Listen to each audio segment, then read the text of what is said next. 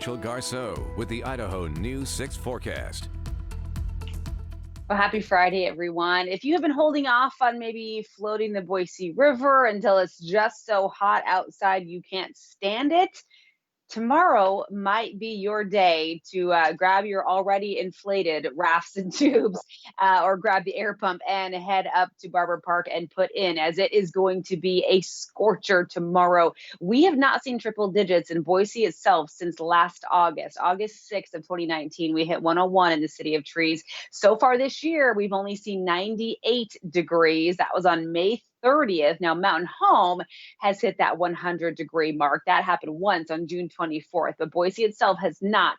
And in fact, last year, if you remember, we only had 3 triple-digit days over the course of the summer. And this is about the time where we start seeing those 100-degree days if we're going to get them. So this is pretty typical. Now, here's the other big headline this morning. If you're really sensitive to these aftershocks we've been having over the last couple of months, is that big earthquake near Stanley. We had multiple aftershocks overnight. Look at this, a 3.0 and two 4.0 magnitude quakes were recorded in the late night to early morning hours, just west southwest of Stanley. So the earth still rumbling there in our central mountains. Speaking of the central mountains, we had a couple of thunderstorms firing off around McCall this morning, but that is pretty much over and done with. The light show from Mother Nature has now moved up into western Montana. Kind of a messy day for folks in Missoula.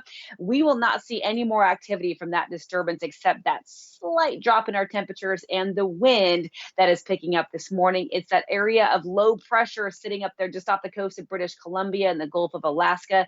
That's the big headline for the weekend. It is going to drop in and bring cooler air our way on Sunday, but the core activity from this system, any precipitation associated with it, stays well to our north.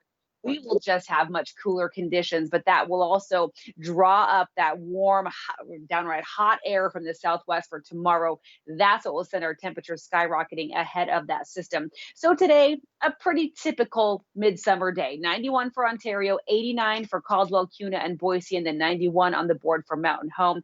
Again, maybe 1 or 2 degrees cooler than yesterday, but you probably won't notice much of a difference. Mostly sunny and mid 80s for Garden Valley and Idaho City. Beautiful conditions for campers there. 77 in McCall and 79 in Cascade. So a comfortably warm day there. Stanley will also hit about 77 this afternoon.